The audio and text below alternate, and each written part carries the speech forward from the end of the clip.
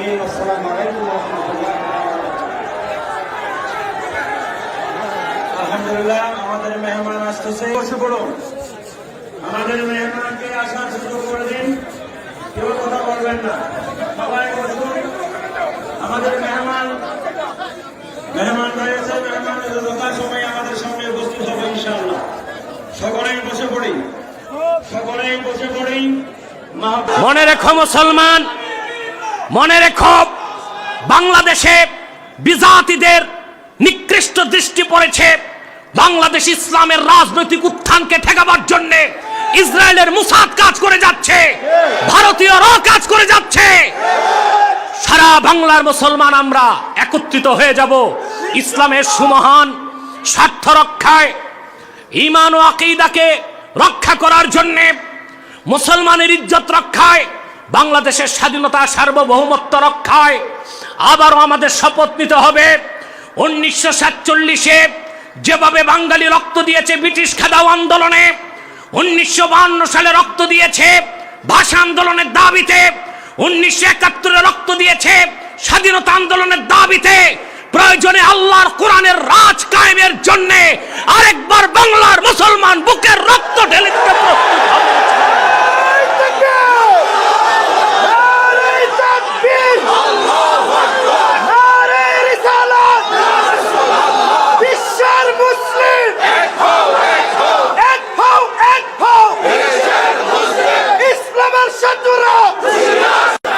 Primary থেকে বিশ্ববিদ্যালয় পর্যন্ত বাংলাদেশের ছাত্রদের যে শিক্ষা তোমরা শিখাচ্ছ, সেই শিক্ষায় পরকালে শিক্ষা নাই, আখিরাতের বিশ্বাস নাই, হাসরে জবাবদিহিতার শিখানো প্রশ্ন হয় না।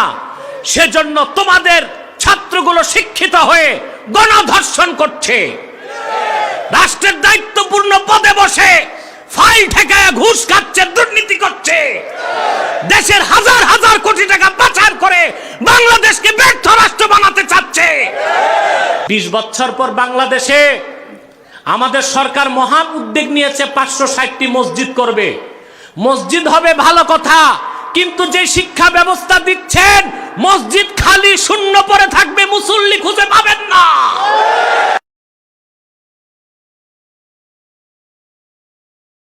إن الحمد لله نحمده ونستعينه ونستغفره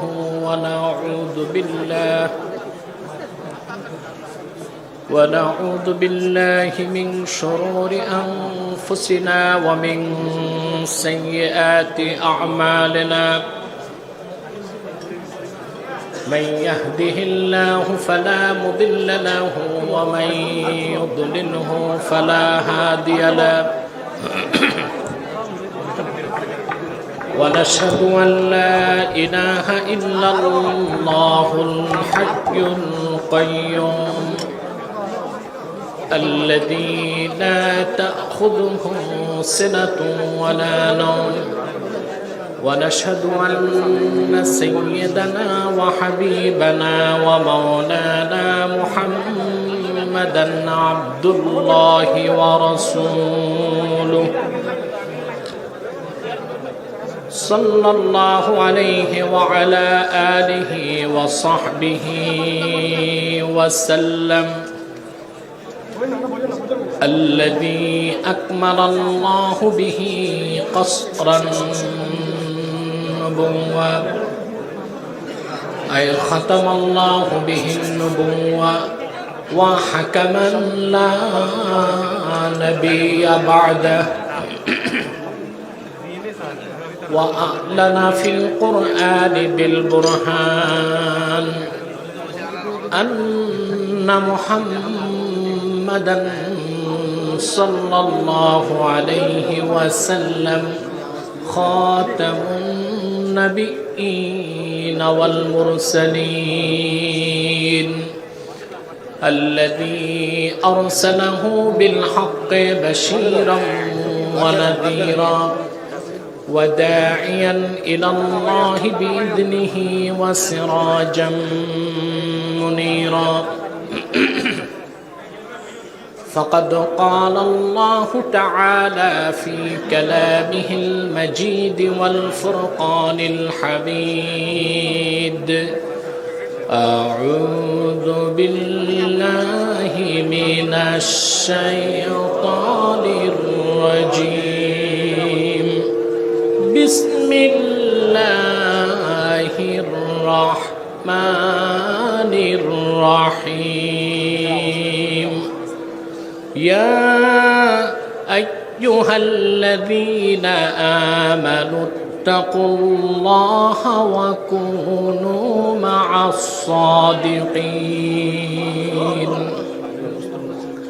صدق الله العظيم وصدق رسوله النبي الكريم ونحن على ذلك من الشاهدين والشاكرين والحمد لله رب العالمين إن الله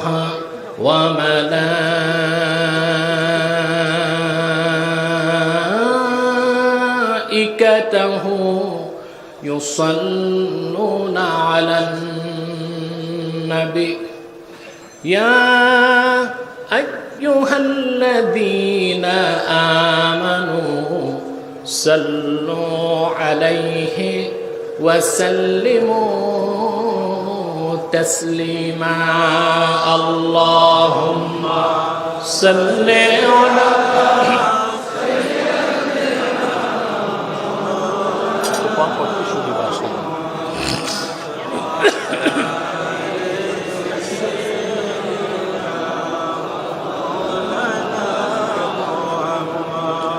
محبت پرن اللهم صل على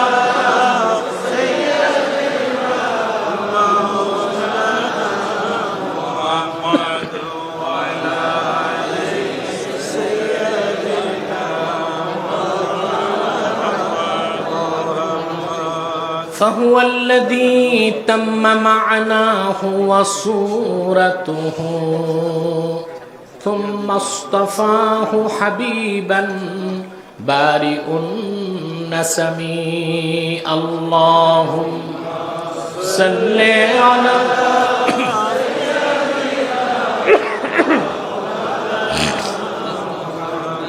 وعلى آله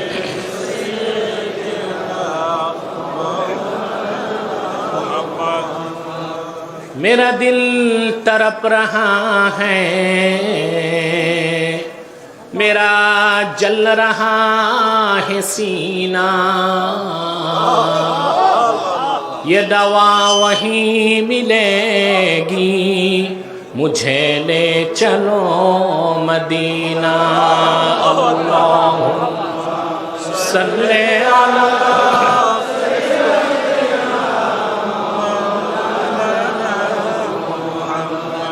وعلى آل سيدنا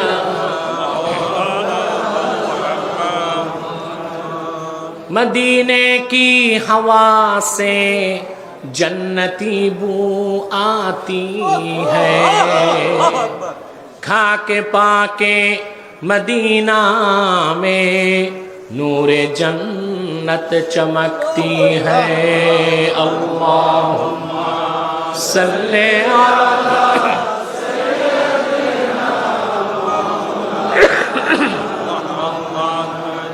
वअला आलि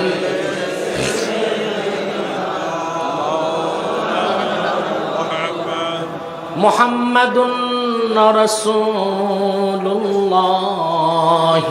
सल्लल्लाहु अलैहि वसल्लम खतमल्लाहु बिहिन नबुव्वा व हकमन ला नबिय्य बअदहु बलगल उला बिकमालिही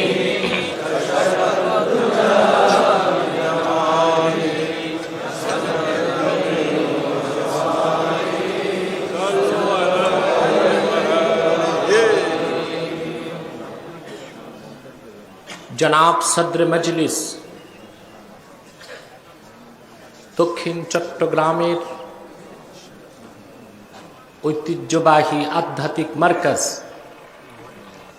বাইতুশ শরফ দরবার শরীফের সম্মানিত গদ্দিনশীন পীর সাহাব হজরতুল আল্লাম মৌলানা শাহ সুফি আব্দুল হাই নাদাবি বারাকাল্লাহু ফি উমরিহি ওয়া আদামাল্লাহু খিদমাতাহু ইলা আখিরি উমরিহি। হযরত উলামায়ে কিরাম, আমার প্রাণাধিক প্রিয় তুলাবায়ে এজাম, বাংলাদেশের বিভিন্ন প্রান্ত থেকে শরিয়াত তরিকাত হাকিকত মারিফাতের এক নির্ভরযোগ্য মার্কাজে যারা ছুটে এসেছেন তাদের সকলকে হৃদয়ের গভীর থেকে জ্ঞাপন করছি মুবারক। সবটুকুন শুকরিয়া আল্লাহ সুবহানাহু ওয়া তাআলার জন্যে, যিনি আজকের এই মুতাবাররাক মাহফিলে আমাদেরকে আশার বসার তৌফিক মেহরবানি করে ভিক্ষা দান করেছেন। সেজন্য আসুন আমরা সকলে একবার অবনত চিত্তে হৃদয়ের আবেগ অনুভূতি উজাড় করে সমবেত কণ্ঠে বলি আলহামদুলিল্লাহ। অগণিত অসংখ্য দরুদ ও সালাম আল্লাহর সৃষ্টির প্রধান আকর্ষণ, বিশ্ব সভার সভাপতি, সকল নবী রাসূলগণের মাথার তাজ, শামসুল হিদায়াত, বদরুদ্দুজা, সাইয়্যিদুস সাকালাইন, ইমামুল মুরসালিন, খাতামুন নবিয়্যিন ওয়াল মুরসালিন, আফতাবে নবুওয়াত, শাহানশাহে রিসালাত, সরকারে দো জাহাঁ, সুলতানুল মদিনা, নবিয়ুল আম্বিয়া, হুজুরে আকরম, নূরে মুজাসসাম, নূরুন আলা নূর, সাইয়্যিদিনা হাবিবিনা শফিঈনা মাওলানা মুহাম্মদ সাল্লাল্লাহু আলাইহি ওয়াসাল্লামার উপর আল্লাহ জাল্লা যিকরু, যাকে আজ থেকে ১৫০০ বছর আগে প্রেরণ করেছেন সর্বশ্রেষ্ঠ ও সর্বশেষ নবী ও রাসূল হিসেবে, যার পরে আজ পর্যন্ত পৃথিবীতে অবশ্যই কোনো প্রকার নবী কিংবা রাসূল অবশ্যই আসে নাই, অবশ্যই এখনো নাই, অবশ্যই কিয়ামত পর্যন্ত আসবে না। সম্মানিত সুধী, মূলত আমার আসার কথা ছিল গতকাল, একটু বেশি সময় কথা বলার সুযোগ হয়তো বা হতো, যে কারণেই হোক আমাকে আজকে আসতে হয়েছে। আর আজকে আপনাদের বিদায় মোনাজাত, লক্ষ লক্ষ মানুষ বসে আছেন মোনাজাতের ফয়েজ ও বরকত হাসিল করার জন্য। ঠিক তার আগ মুহূর্তে খুব দীর্ঘ বক্তব্য রেখে আপনাদের ধৈর্যচ্যুতি ঘটুক তা আমি চাচ্ছি না। আমাকে আপনাদের পীর সাহেবের পক্ষ থেকে পরামর্শ দেওয়া হয়েছে শরিয়াত তরিকাতের উপর কিছু কথা শোনানোর জন্য। আজ যেহেতু একটি বাইতুশ শরফ একটি অথেন্টিক আধ্যাত্মিক মার্কাজ, আলহামদুলিল্লাহ বলি, যেখানে শরিয়াত ও তরিকাত একসঙ্গে চর্চা করা হয়, সেজন্য কোরআন ও সুন্নাহর আলোকে শরিয়াত ও তরিকাতের উপর কিছু কথা বলার জন্য সূরা তাওবা থেকে ১১৯ নম্বর আয়াতটি আমি তেলাওয়াত করেছি। খুব সংক্ষেপে এই আয়াতকে কেন্দ্র করে নির্ভরযোগ্য মুফাসসির এবং মুহাদ্দিসগণের দৃষ্টিকোণ থেকে কিছু কথা আপনাদের সামনে তুলে ধরার চেষ্টা করব, যদি আল্লাহ পাক আমাকে তৌফিক ভিক্ষা দান করেন। বলুন আল্লাহুম্মা আমিন। ভূমিকাতে একটি কথাই বলবো, যা আপনারা জানেন, একটি অদৃশ্য চরম ধ্বংসাত্মক বোমার আঘাতে গোটা দুনিয়া বিপর্যস্ত। বলুন তো বোমাটির নাম কি? আমি বলে থাকি মাস ডিস্ট্রাকটিভ ইনভিজিবল বম, চরম ধ্বংসাত্মক না দেখা এক বোমা, যে বোমার আঘাতে গোটা পশ্চিমা দুনিয়া তছনছ হয়ে গিয়েছে। ঠিক কিনা? কিন্তু আমরা বাংলাদেশে ওয়াজ মাহফিল করে যাচ্ছি আলহামদুলিল্লাহ। সংশয়বাদী কিংবা জড়বাদীদের পক্ষ থেকে, আপনারা যাদেরকে নাস্তিক বলেন, তাদের পক্ষ থেকে প্রশ্ন আসতে পারে করোনাতে মাহফিল কেন?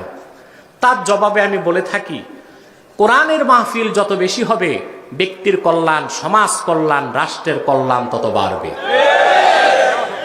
ঠিক কিনা? এটা আমার কথা নয়। প্রথম হলো ব্যক্তির কল্যাণ। মানুষ যখন কোরআন হাদিস শুনতে বসে, যতক্ষণ বসে থাকে ঈমান বাড়তে থাকে। সহিহ আল বুখারী প্রথম খণ্ড কিতাবুল ইমানে তারজামাতুল বাবে ইমাম বুখারী মুআজ বিন জবাল রাদিয়াল্লাহু তাআলা আনহুর একটি কথা তুলে ধরেছেন। হযরত মুআজ বিন জবাল ওনার ছাত্র আসওয়াদ বিন হেলালকে ডেকে বললেন, ইজলিস বিনা নুমিন সাআতান, আসো আমরা একটু বসি, কোরআন হাদিস শুনি এবং শোনাই, ইমানটাকে বাড়াই। ইজলিস বিনা নুমিন সাআতান, আসো আমরা একটু বসি, কোরআন হাদিস শুনি এবং শোনাই, ইমানটাকে বাড়াই। সুবহানাল্লাহ, বলবেন না সুবহানাল্লাহ? তাহলে কোরআন কারীমের মাহফিল হলে ব্যক্তির কল্যাণ, ইমান বাড়ে, ঠিক কিনা বলে? কি বাড়ে? জোরে বলতে হবে, ইমান বাড়ে। সমাজ কল্যাণ কি হয়? কোরআন হাদিস যত মানুষ শুনবে তাদের নৈতিক উন্নতি ঘটবে, তাদের অন্তরের সুকুমার বৃত্তির বিকাশ ঘটবে, তাদের চারিত্রিক পরিবর্তন আসবে। দেশের জনগণ যত আলোকিত হবে, সমাজ তত আদর্শ সমাজে পরিণত হবে, ঠিক কিনা? 3 নম্বর রাষ্ট্রের কল্যাণ। 3 নম্বর কি? রাষ্ট্রের কল্যাণ কিরকম? যে দেশে কোরআন হাদিসের চর্চা বেশি হয়, রহমতের দরজা আল্লাহ খুলে দিতে থাকেন।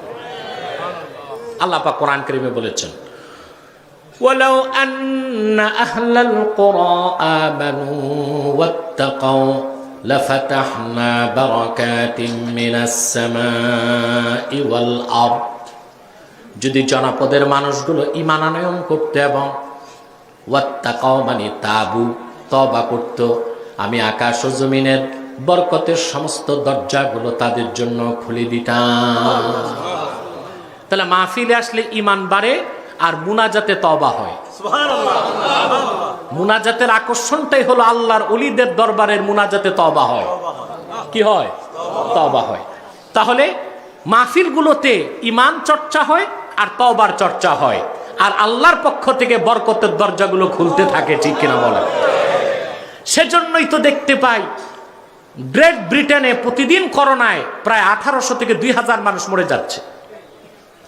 যুক্তরাষ্ট্রে গড়ে মারা যাচ্ছে প্রতিদিন 4000 মানুষ। সোনার বাংলায় 1 বছরও 10,000 মানুষ মরে না।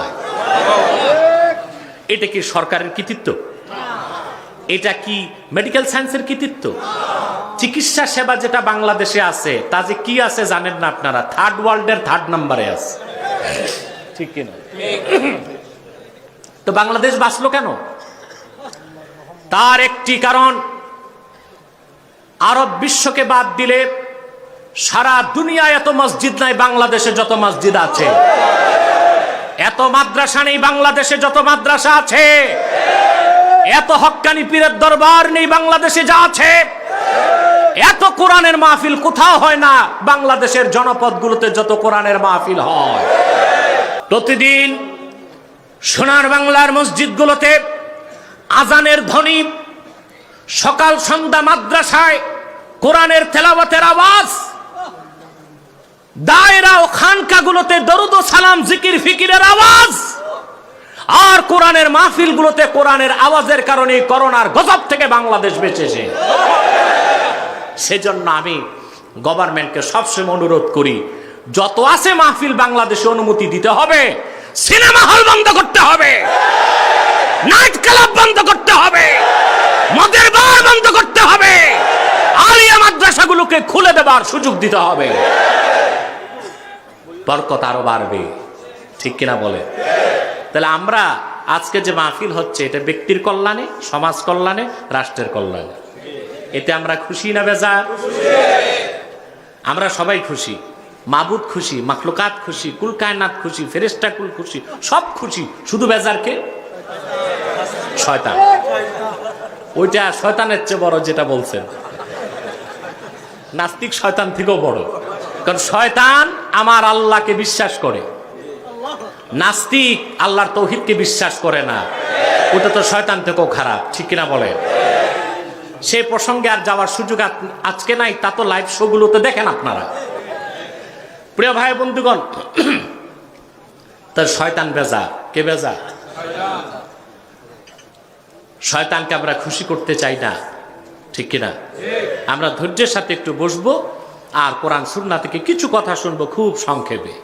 আল্লাহ পাক বলেছেন, ইয়া আইয়ুহাল্লাযীনা আমানুত্তাকুল্লাহ, মুমিনগণ তোমরা আল্লাহকে ভয় করো, ওয়া কুনু মা'আস সাদিকিন, আর সত্যবাদীদের সঙ্গী হও। সুবহান। কয়টি কথা? দুটি কথা। সূরা তাওবা 119 নম্বর আয়াত।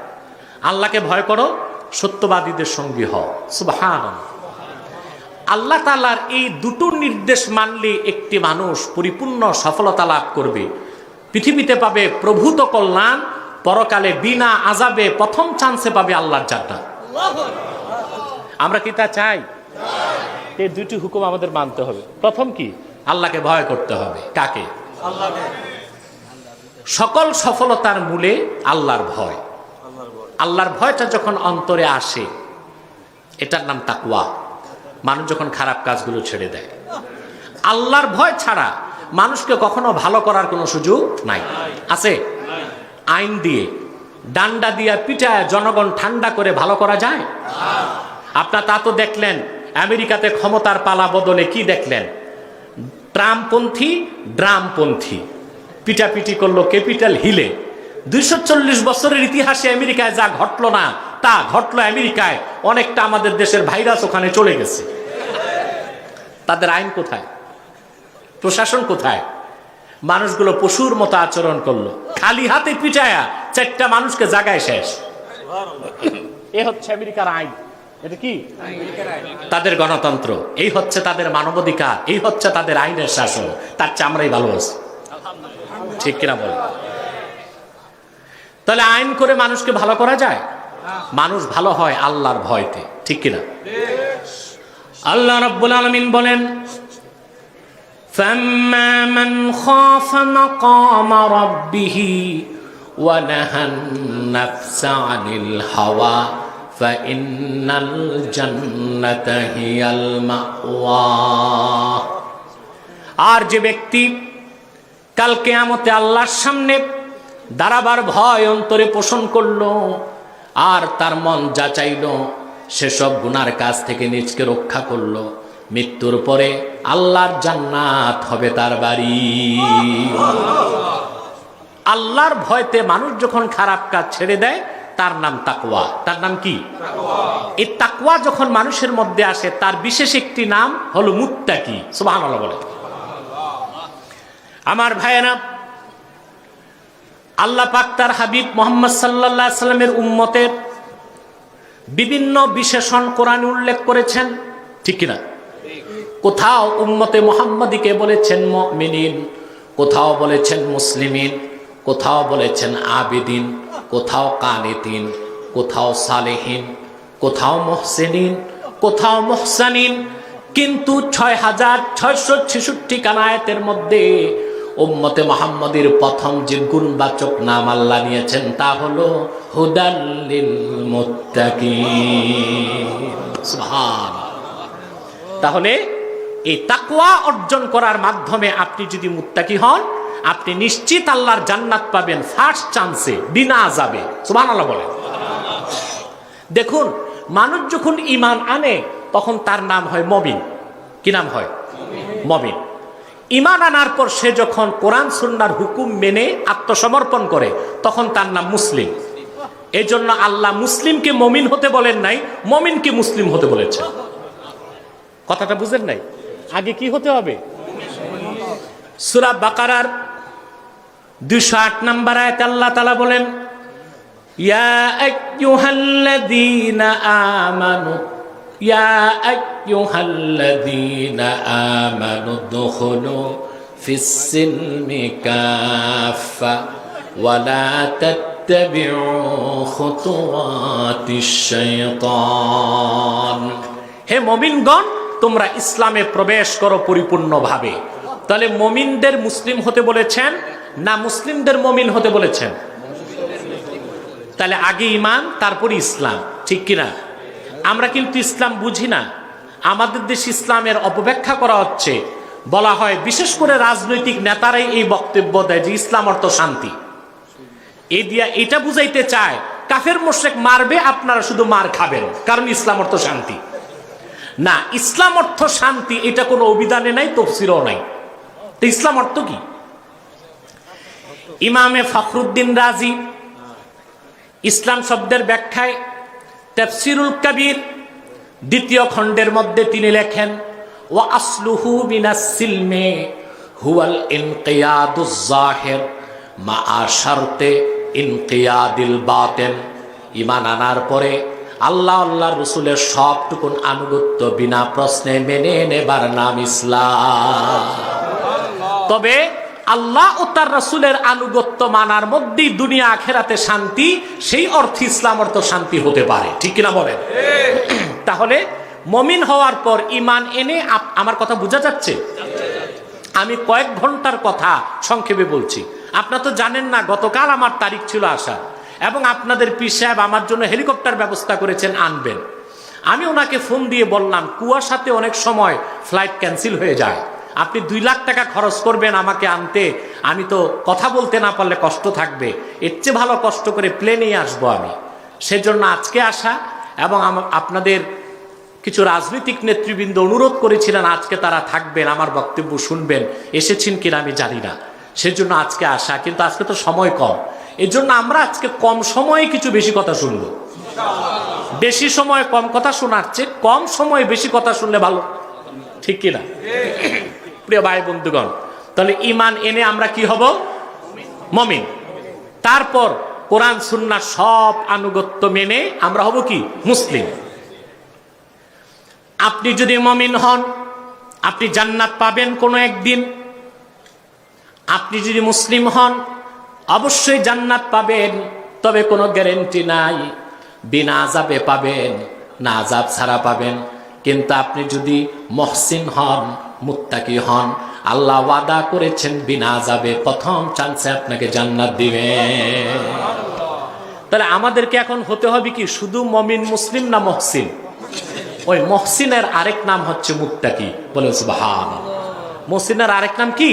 মুত্তাকি। আল্লাহর ভয় ছাড়া কখনো মানুষ ভালো হতে পারে না, চরিত্রবান হতে পারে না, নেককার হতে পারে না। আইন দিয়া পিটায় ঠান্ডা করে মানুষকে ভালো করা যায়? বাংলাদেশে আইন তো আছে, গণধর্ষণ তো বেড়েই চলছে, কিশোর গ্যাং বেড়েই চলছে, হেরোইন, গাঁজা, চরস, আফিম, ভাং, এখন আসছে ইয়াবা, এরপর আসবে নিউ ভার্সন বাবা, ঠিক কিনা বলেন? দুর্নীতি বেড়ে চলছে, সন্ত্রাস বেড়ে চলছে। আইন কানুন দিয়ে এগুলো বন্ধ করা যায় না, একমাত্র আল্লাহর ভয় দিয়ে মানুষকে ভালো করা যায়, চরিত্রবান বানানো যায়, নেককার বানানো যায়, ঠিক কিনা? এখন তাকওয়া আমরা বুঝি না। আমরা মুত্তাকি কাকে মনে করি? লম্বা দাড়ি, লম্বা টুপি, জুব্বা, কুর্তা, পাগড়ি, 1000 দানার তসবিহ, এ বড় মুত্তাকি নাকি? কথা বলেন। এই যে দাড়ি, টুপি, জুব্বা, কুর্তা দেখেন, এটা লেবাসুত তাকওয়া, এটা তাকওয়া না, এটা তাকওয়ার লেবাস, এটা তাকওয়ার।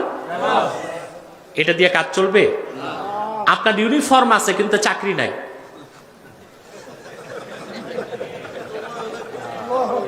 আপনি পুলিশের 3 স্টার পোশাক লাগায় ঘুরতেছেন, চাকরি নেন নাই। যদি আসল পুলিশ খবর পায় 14 বছর শ্বশুর বাড়ি। কত বছর? 14 বছর। তোমার তো চাকরির ড্রেস কেন, ঠিক কিনা? তা আগে চাকরি, তারপর ইউনিফর্ম, ঠিক কিনা? তো তাকওয়া কি জিনিস? কোথায়? সুনান তিরমিজির হাদিস, আল্লাহর হাবিব সাল্লাল্লাহু আলাইহি ওয়াসাল্লাম সাহাবায়ে কেরামকে বললেন, আত-তাকওয়া হা হুনা, আত-তাকওয়া হা হুনা, আত-তাকওয়া হা হুনা, ওয়া আশারা ইলা সাদরিহি সালাসা মাররাত। আল্লাহর হাবিব সাল্লাল্লাহু আলাইহি সাল্লাম সাহাবায়ে কেরামকে বললেন, তাকওয়া এখানে, তাকওয়া এখানে, তাকওয়া এখানে, 3 বার কথাটি বললেন। আর আপন নূরময় সিনা মোবারকের দিকে 3 বার ইশারা করলেন। প্রতিটি মানুষের বাম বুকের 2 আঙ্গুল নিচে একটি গোশতের টুকরা আছে। সুবহানাল্লাহ। এই যে তাসাউফ, তরিকত, মারেফত, এই সব কিছু ওই কলবকে কেন্দ্র করে। শরিয়তের সম্পর্ক কালেবের সাথে, মারেফতের সম্পর্ক কলবের সাথে। একটি কালেব আর একটি কলব। সুবহানাল্লাহ, সুবহানাল্লাহ বলে। আমরা যারা কারামাত আলী জনপুরি রহমতুল্লাহর বংশধর, আমরা নকশবন্দিয়া তরিকা চর্চা করি। আপনারাও নিশ্চয়ই নকশবন্দিয়ার সবক পান, কাদরিয়া আছে, 2টা তরিকার সবক আপনারা পান। নকশবন্দিয়া তরিকার বৈশিষ্ট্য কি? বৈশিষ্ট্য হচ্ছে তাআল্লুকু যাহির মাআল খালকে ওয়াল বাতিন মাআল খালিক। যে নকশবন্দি হবে তার বাহ্যিক সম্পর্ক হবে সৃষ্টির সাথে, আর ভিতরের সম্পর্ক হবে স্রষ্টার সাথে। সুবহানাল্লাহ। ভিতরের সম্পর্ক কার সাথে? সুবহানাল্লাহ বলেন, সুবহানাল্লাহ বলেন। তাসাউফ তরিকত ছাড়া পৃথিবীতে কেউ কোনোদিন সফল হয় নাই, সামাজিকভাবে রাজনৈতিকভাবে কোনোভাবে সফল হতে পারে নাই। তার প্রকৃষ্ট উদাহরণ দেখতে হলে তুরস্কের দিকে তাকান। রিসেপ তাইয়েব এরদোগান একজন নকশবন্দি, তার পীর হচ্ছেন ইমাম আফেন্দি। ইমাম আফেন্দি তরিকত শিখেছেন বাদিউজ্জামান নুরসি থেকে। তিনি ছিলেন একজন মুজাদ্দিদি, একজন নকশবন্দি। বলেন সুবহানাল্লাহ, সুবহানাল্লাহ। তাহলে শরীয়তের সম্পর্ক কালেবের সাথে, আর মারিফতের সম্পর্ক সুবহানাল্লাহ বলবেন না? এই কলবের অবস্থান হচ্ছে বাম বুকের 2 আঙ্গুল নিচে। ওখানে যখন আল্লাহর ভয় চলে আসবে তখন আপনি আর জেনা করবেন না, ব্যভিচার করবেন না, সুদ খাবেন না, ঘুষ খাবেন না, ধর্ষণ করবেন না, খাদ্যে ভেজাল মিশাবেন না, ফাইল ঠেকায়া কলমের খোসায় একবারে 50,000 টন গিলবেন না। এই কাজগুলো আপনার দ্বারা সম্ভব হবে না। সেটার জন্য দরকার তাকওয়া। কি দরকার? জোরে বলেন, কি দরকার? উসদুল গাবা সাহাবায়ে কেরামের উপর লেখা একটি কিতাব। সেখানে এসেছে হযরত ওমর রাদিয়াল্লাহু তাআলা আনহুর ছেলে আব্দুল্লাহ ইবনে ওমর, তিনি একদিন মক্কা মুকাররমায় হাঁটতেছেন। এমন সময় দেখলেন এক আরবের রাখাল বকরির পাল নিয়ে নামতেছেন। হাজার হাজার বকরি দেখে ইবনে ওমরের পছন্দ হয়ে গেল। ইবনে ওমরের পছন্দ হলো, একটা বকরি যদি কিনতে পারতাম, তাজা বকরি, ঠিক কিনা? তিনি রাখালকে বললেন, বিনি শাতাম মিনাল গানাম, একটা বকরি আমার কাছে বিক্রি করো। বেদুইন রাখাল বলল, ইবনে ওমর, আমার বিক্রির কোনো অথরিটি নাই, ক্ষমতা নাই। বকরিগুলোর একজন মালিক আছেন, তার অনুমতি ছাড়া বকরি বিক্রি করা তো আমার জায়েজ হবে না। সুবহানাল্লাহ। একজন বেদুইন রাখালের ভিতরে তাকওয়া কি জিনিস, আল্লাহর ভয় কতটুকু। ইবনে ওমর যাচাই করতে চাইলেন তার তাকওয়ার পরিমাণ কি। তিনি বললেন, একটি বকরি তুমি বিক্রি করলে সমস্যা কি, মালিক তো বুঝবে না। বলে যে না, আমার মালিক বড় চালাক, আমার মালিক খুব জ্ঞানী। বকরি বের করার সময় গনে, যখন আউটপুট হয়, আবার যখন ইনপুট তখন আবার গনে, আমি ধরা খেয়ে যাব। বলে তুমি একটা বকরির বিক্রি করো আমার কাছে, টাকাটা পকেটে রেখে দিও, আর সে জিজ্ঞেস করলে বলে দিও কাদ আকালা হুদ্দিবু, বাগে একটা খাইছে। কে খেয়ে ফেলছে? বেদুইন রাখাল ইবনে ওমরকে পাল্টা প্রশ্ন করলেন, ইবনে ওমর, যদি আমি একটি বকরি তোমার কাছে বিক্রি করে বলে দেই বাগে খেয়েছে, আমি আমার মালিককে তো বুঝ দিতে পারবো, সে তো মেনে নেবে, কিন্তু তোমার কাছে আমার প্রশ্ন,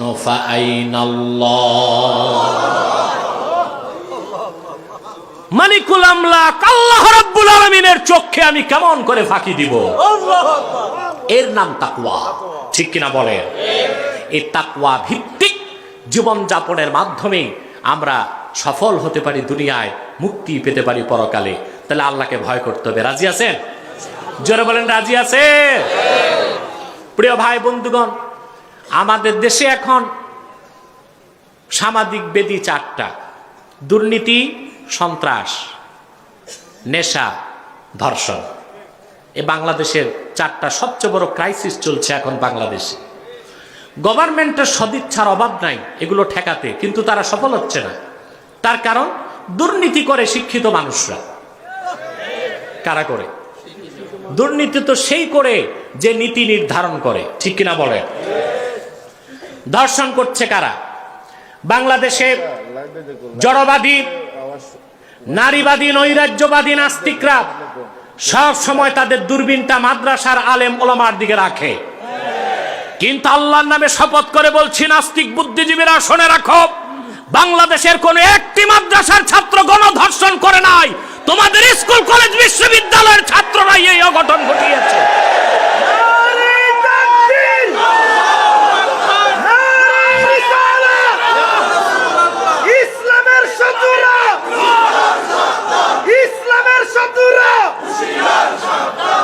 প্রাইমারি থেকে বিশ্ববিদ্যালয় পর্যন্ত বাংলাদেশের ছাত্রদের যে শিক্ষা তোমরা শিখাচ্ছ, সেই শিক্ষায় পরকালে শিক্ষা নাই, আখেরাতের বিশ্বাস নাই, হাসরে জবাবদিহিতার শিখানো প্রশ্ন হয় না।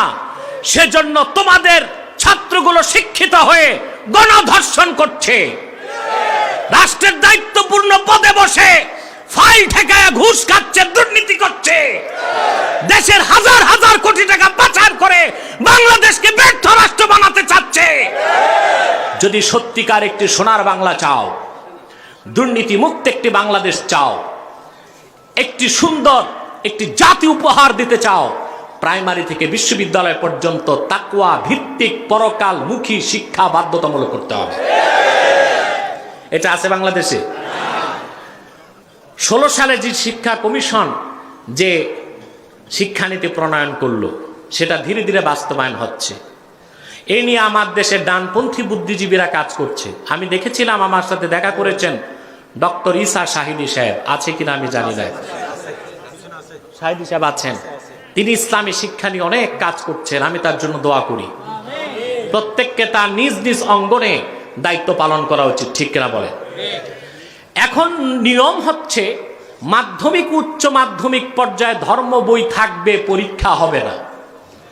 আচ্ছা বলেন, পরীক্ষা হয় যে বিষয়, ওইটাই তো ছাত্ররা পড়ে না। তারপর যেটা পরীক্ষা হবে না সেটা তো ভুলো চোখেও তুলে দেখবে না এই বইতে আছে কি। একদিকে ধর্মশিক্ষা বাদ দেওয়া হলো, আরেকদিকে নবম থেকে অনার্স পর্যন্ত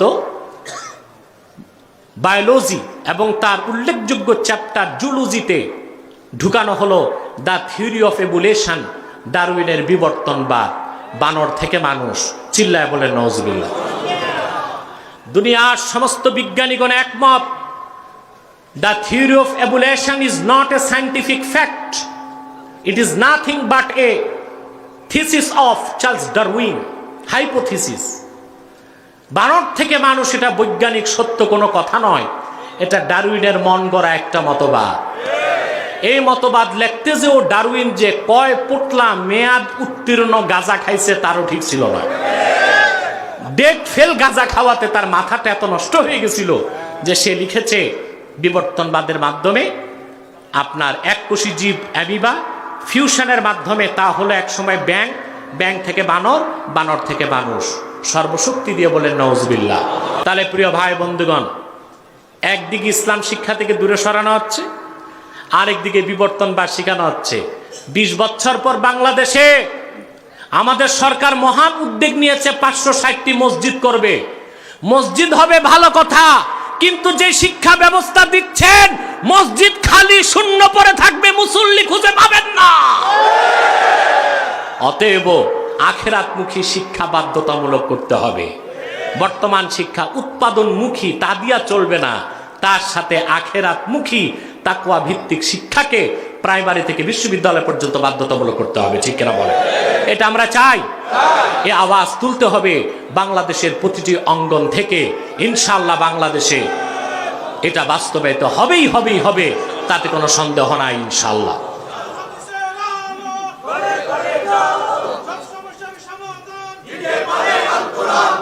এবার আসেন আল্লাহর দ্বিতীয় নির্দেশ, ওয়াকুনু মা'আস সাদিকিন। আল্লাহকে ভয় করো, সত্যবাদীদের সঙ্গী হও। সুবহান, সত্যবাদীদের সঙ্গী হও। এই সত্যবাদী কারা? প্রশ্ন, এটা আগে বুঝতে হবে, ঠিক কিনা? আমাদের দেশে আমাদের খুব ভুল কিছু কথা আছে, যে আমরা বলি লোকটা হিন্দু হলে কি হবে, ভদ্রলোক খুব সত্য কথা বলে। আল্লাহর তাওহীদ মানে না, সে সত্যবাদী, ঠিক কিনা? ইউরোপ থেকে আমেরিকা থেকে ঘুরে এসে আমাদের দেশের মানুষ পশ্চিমাদের প্রশংসায় পঞ্চমুখ হয়। কোরা বেদিন তাতে কি আমাদের চেয়ে অনেক ভালো? এই কথাটা কি ভালো হলো? সঠিক। মুসলমানের ব্যাপারে রাসূলুল্লাহ সাল্লাল্লাহু আলাইহি ওয়াসাল্লাম বলেছেন, সুবহানাল্লাহ, সহিহ বুখারীর হাদিস, আল মুসলিমু লা ইয়ানজুসু হাইয়ান আও মাইয়াতা।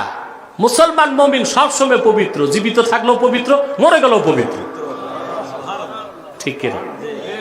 আর অবিশ্বাসীর ক্ষেত্রে বলা হয়েছে যে ওয়াল কাফিরু আখবাসু মিন কুফরিহি, আর যে অবিশ্বাসী সে তার কুফর থেকেও নিকৃষ্ট।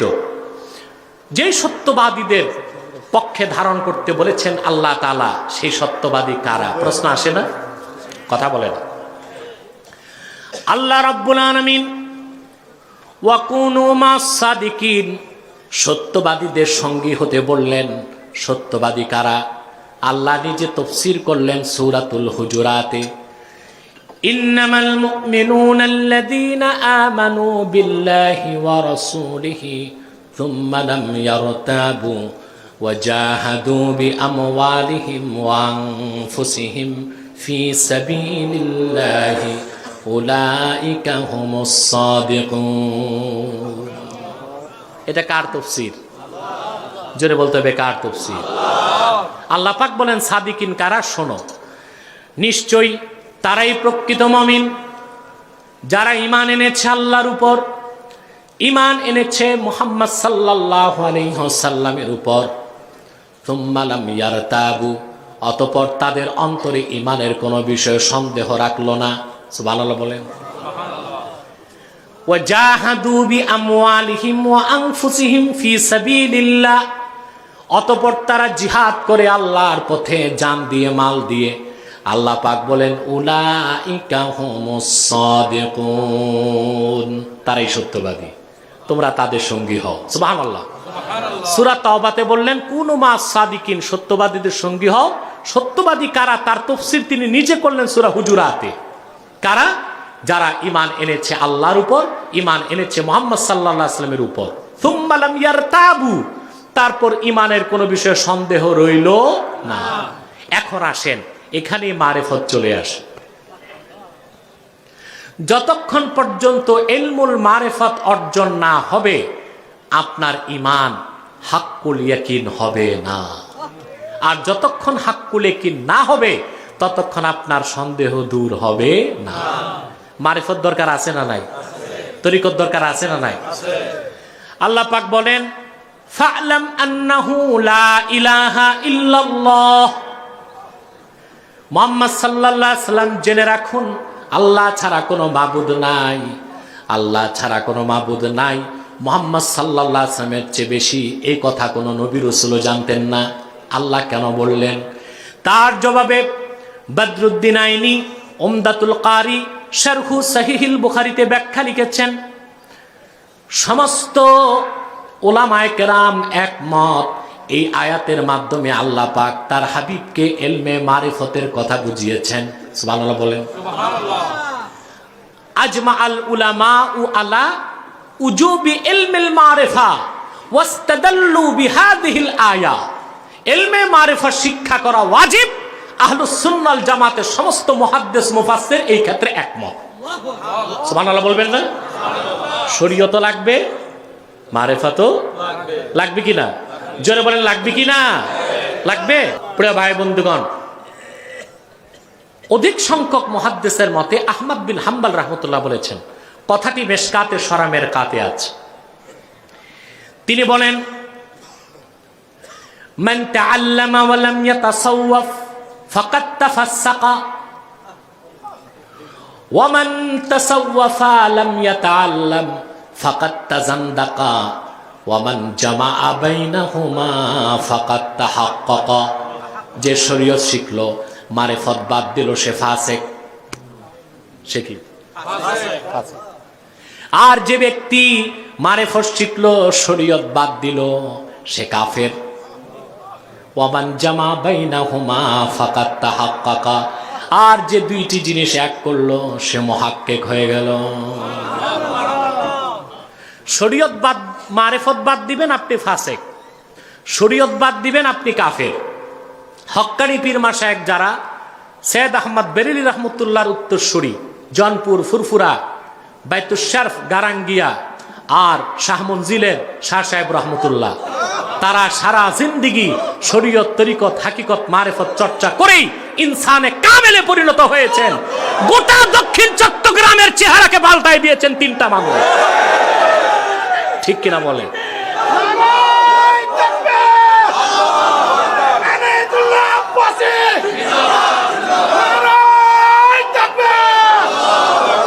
আল কোরআনের প্রিয় ভাই বন্ধুগণ, বাংলাদেশে কিছু সুফিবাদী ভণ্ড পীর আছে যাদের কাছে শরীয়ত নাই। বলে মৌলবীরা বুঝবে না, আমাদেরটা মারেফত। খোদার কসম, শরীয়ত যেখানে নাই ওইটা মারেফত না, ওটা মাইরের পথ। ওটা কি? আচ্ছা বলেন তো ভাই, শরীয়ত বাদ দিয়া মারেফত হয় কেমন করে? হইতে পারে? বিখ্যাত ইমাম সাহরওয়ার্দী আওয়ারিফুল মাআরিফে লেখেন, আশ-শরীআতু কাল্লাবানি ওয়াল মারিফাতু কাজ্জুবদা। শরীয়ত দুধের মতো আর মারিফত তার মাখনের মতো। দুধ ছাড়া যেমন মাখন হতে পারে না, শরীয়ত ছাড়া মারিফত হতে পারে না। মনে রেখো মুসলমান, আল্লাহর আখির নবী মুহাম্মদ সাল্লাল্লাহু আলাইহি ওয়াসাল্লামের পরিপূর্ণ দিন ইসলামে কোনো ছেদ নাই, কোনো ভেদ নাই। যা আছে মধ্যাহ্নের দিবাকর সূর্যের চেয়ে সমুজ্জ্বল আছে। এই যে ভণ্ড পীররা বলে যত বেসরা কাজ করে, যে মুরিদগুলো পীরকে সাজদা করে, কদম বুসি বাদ দিয়া বুড়া আঙ্গুল চুষে পিসাবের আছে না, তারপরে মাজারে সাজদা করে না।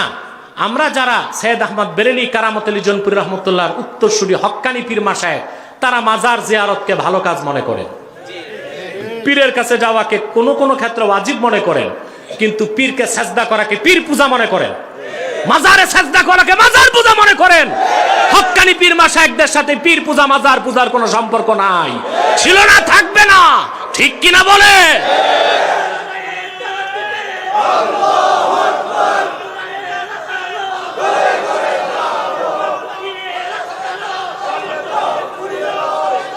আমার ভাই ও বন্ধুরা, মনে রাখবেন,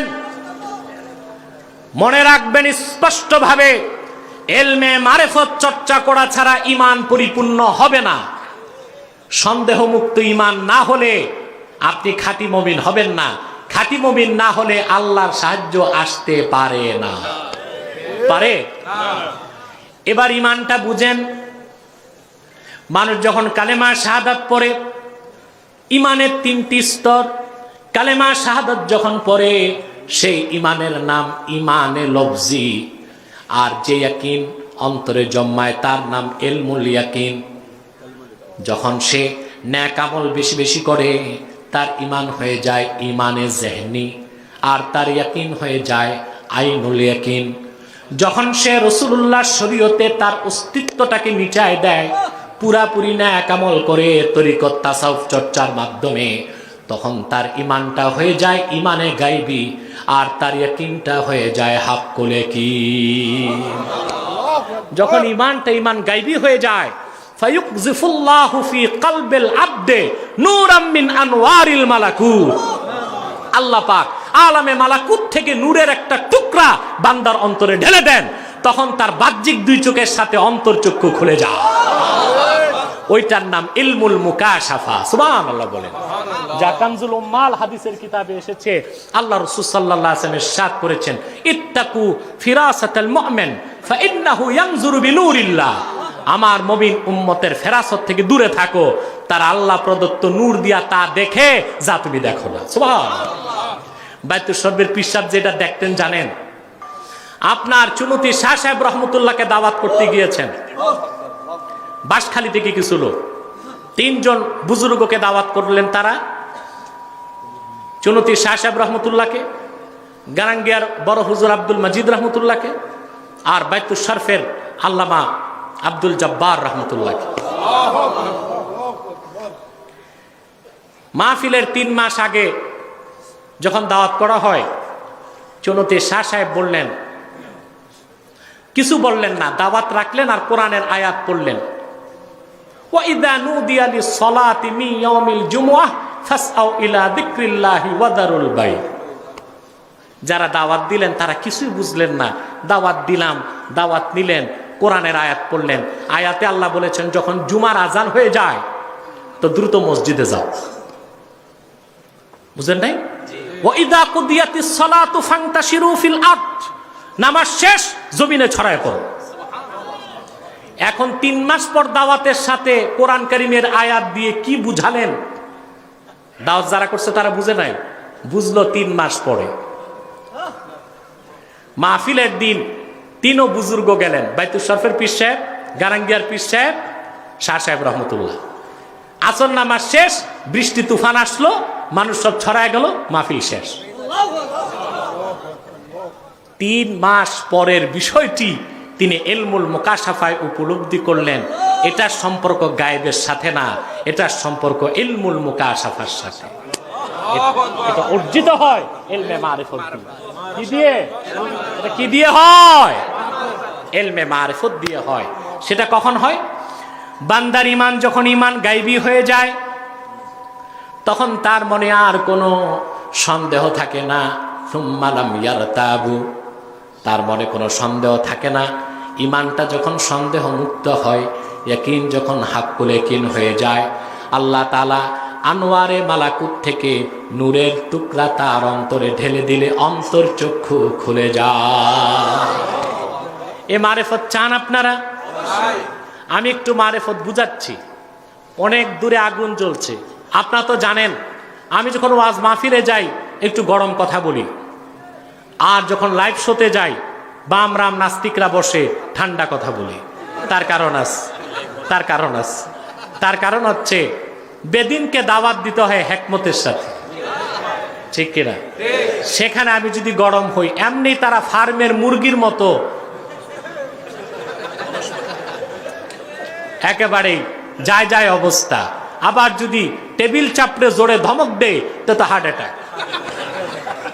আমার ভাইরা, আমাদের সৈয়দ আহমদ বেরেলি রহমতুল্লাহর প্রধান উত্তরসূরি কারামতুল জনপুরি রহমতুল্লাহর বংশধর আমরা, এবং আজমগরি রহমতুল্লাহর সিলসিলায় যারা, বাইতুল শরফ, গারাঙ্গিয়া এবং শাহ সাহেব রহমতুল্লাহ, এরা সবাই আমরা একই সিলসিলার লোক।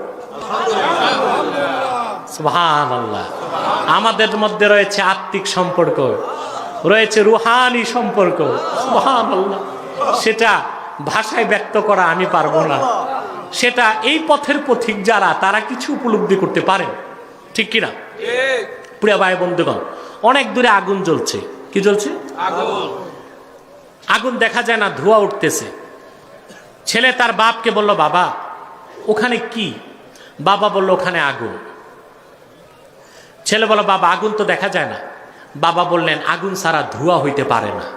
এই যে ধোঁয়া দেখে আগুন বিশ্বাস, এটা ইলমুল ইয়াকিন। ছেলে বলল, বাবা একটু আগুন দেখায় দাও। বাবা হাত ধরে তাকে নিয়ে গেল। ছেলে যখন আগুন চোখে দেখলো, এটা আইনুল ইয়াকিন, চোখে দেখছে। ছোট মানুষ তো, হাত একটা আগুনে ঢুকাই দিস, আগুনের মজা পাইছে, এটা হাক্কুল ইয়াকিন। আমার আল্লাহকে চোখে দেখা যায় না, কিন্তু সৃষ্টি যতটুকু বাস্তব তার চেয়ে অনেক বেশি বাস্তব স্রষ্টা আমার আল্লাহ। এই যে না দেখে কোরআন হাদিসের প্রমাণে বিশ্বাস করলেন, মহান আল্লাহর তাওহীদের নাম ইলমুল ইয়াকিন। আপনি যখন আমল বাড়ায় দিবেন, আপনার ঈমান যখন মজবুত হবে, আপনার ইয়াকিন হয়ে যাবে হাক্কুল ইয়াকিন, আইনুল ইয়াকিন, ঠিক কিনা বলেন? যখন আল্লাহ মারিফতের নূর অন্তরে জ্বালায় দিবেন, আপনার ইয়াকিন হয়ে যাবে হাক্কুল ইয়াকিন। তখন আপনার কলব হবে কলবুন সালিম, ইল্লা মান আতাল্লাহ বিকলবিন সালিম। সুবহানাল্লাহ বলেন। হযরত ইব্রাহিম আলাইহিস সালাম একদিন আল্লাহ পাককে বললেন, রব্বি আরিনি কাইফা তুহিল মাউতা। আল্লাহ তুমি একটু চোখে দেখায় দাও, তুমি কিভাবে মৃতকে জিন্দা করো, মৃতকে জিন্দা করো। আল্লাহ পাক তাকে প্রশ্ন করলেন, আওয়ালাম তুমিন, আমি যে মৃতকে জিন্দা করি তুমি ইব্রাহিম তাকে বিশ্বাস করো না? তিনি বললেন, বিশ্বাস করি, ওয়ালাকিন লিয়াতমাইন্না কলবি। সব মুফাসসির তাফসীর করছেন লিয়াতমাইন্না কলবি আই লিয়াজদাদা ইয়াকিনি। আল্লাহ বিশ্বাস তো করি, কিন্তু চোখে দেখলে বিশ্বাসটা বাড়বে, অন্তরটা ঠান্ডা হবে, কলবটা কলবে সালিম হবে, এই জন্য দেখতে চাই। ঘটনা বলা আমার উদ্দেশ্য নয়। আল্লাহ পাক বললেন, 4টা পাখি নাও, জবাই করো। করলেন, টুকরা টুকরা করে 4টা পাহাড়ে ছিটায় দাও, ছড়ায় দাও। তিনি ছড়ায় দিলেন। আল্লাহ পাক বললেন, ইব্রাহিম এবার নাম ধরে ডাকো। তিনি ডাকলেন, সব জিন্দা হয়ে চলে আসছে। এবার মুসলমান চিন্তা করেন, হযরত ইব্রাহিমের মতো জলিলুল কদর পয়গম্বর আল্লাহর কাছে ইতমিনানে কলব চেয়ে দিলেন, কিন্তু আখিরি নবী, নবী কুল সম্রাট, আখিরি নবী, সকল নবী রাসূলগণের নবী মুহাম্মদ সাল্লাল্লাহু আলাইহি সাল্লামের উম্মতকে আল্লাহ পাক না চাইতেই ইলমুল ইয়াকিন নয় হাক্কুল ইয়াকিনও দিয়ে দিলেন। ইতমিনানে কলবের ব্যবস্থা করলেন। সেটা কি? আল্লাহ বলেন, আলা বিযিকরিল্লাহি তাতমাইন্নুল কুলুব। একমাত্র আল্লাহর জিকিরে মুমিনের হৃদয় ইতমিনান হয়ে যায়, শান্তি পেয়ে যায়। সুবহানাল্লাহ। এই যে আল্লাহ বলেন জিক্রুল্লাহর দ্বারা অন্তরে ইতমিনান হয়, ইয়াকিন বাড়ে, সে জিক্রুল্লাহ হলো 30 পারা কোরআন। আপনি আল্লাহর কোরআন যত পড়বেন আপনার ইয়াকিন তত বাড়বে, বাড়তে বাড়তে বাড়তে বাড়তে আপনি চূড়ান্ত ঈমানের অধিকারী হয়ে যাবেন। সুবহানাল্লাহ। সেই কোরআন হাদিস থেকে ইলমে মারিফত শিখার জন্য একজন শায়েখ দরকার। কি দরকার?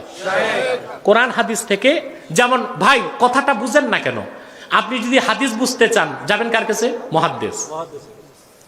হাদিস শিখতে যেতে হয় মুহাদ্দিসের কাছে, তাফসীর শিখতে মুফাসসির, ফিকহের জন্য ফকিহ, ফতোয়ার জন্য মুফতি, ইলমে মারিফত শিখার জন্য যার কাছে যাবেন আল্লাহ তাদের কথাই বলেছেন কুনু মা সাদিকিন। ওই সত্যবাদী যারা, তারা হবে আপনার শায়েখ।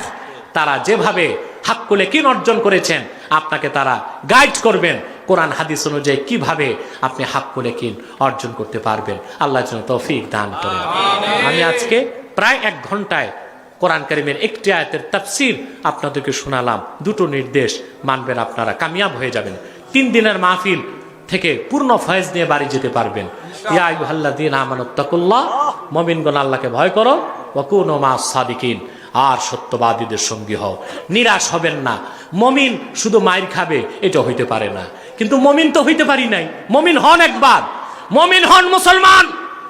মুহাম্মদ সাল্লাল্লাহু আলাইহি ওয়াসাল্লামের সাহাবায়ে কেরামের ঈমান যে এরকম ছিল, যদি আল্লাহর হাবিব মুহাম্মদ সাল্লাল্লাহু আলাইহি ওয়াসাল্লামের উম্মত হিসেবে ওই রকম ঈমান ধারণ করতে পারেন, আল্লাহর পবিত্র সত্তার কসম, নিরাশ হবার কিছু নাই। আগামীর বাংলাদেশ ইসলামের বাংলাদেশ, আগামীর বাংলাদেশ আল কোরআনের বাংলাদেশ, আগামীর বাংলাদেশ আলেম ওলামার নেতৃত্বের বাংলাদেশ হবেই হবেই হবে ইনশাআল্লাহ, তাতে কোনো সন্দেহ নাই।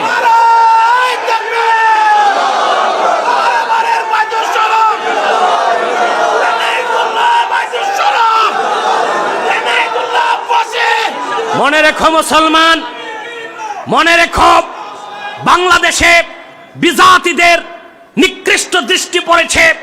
বাংলাদেশ ইসলামের রাজনৈতিক উত্থানকে ঠেকাবার জন্য ইসরায়েলের মুসাদ কাজ করে যাচ্ছে, ভারতীয়রাও কাজ করে যাচ্ছে। সারা বাংলার মুসলমান আমরা একত্রিত হয়ে যাব ইসলামের সুমহান স্বার্থ রক্ষায়, ঈমান ও আকীদাকে রক্ষা করার জন্য, মুসলমানের ইজ্জত রক্ষায়, বাংলাদেশের স্বাধীনতা সার্বভৌমত্ব রক্ষায়। আবারও আমাদের শপথ নিতে হবে 1947-এ যেভাবে বাঙালি রক্ত দিয়েছে ব্রিটিশ খেদাও আন্দোলনে, 1952 সালে রক্ত দিয়েছে ভাষা আন্দোলনের দাবিতে, 1971-এ রক্ত দিয়েছে স্বাধীনতা আন্দোলনের দাবিতে, প্রয়োজনে আল্লাহর কোরআনের রাজ কায়েমের জন্য আরেকবার বাংলার মুসলমান বুকের রক্ত ঢেলে দিতে প্রস্তুত হবে।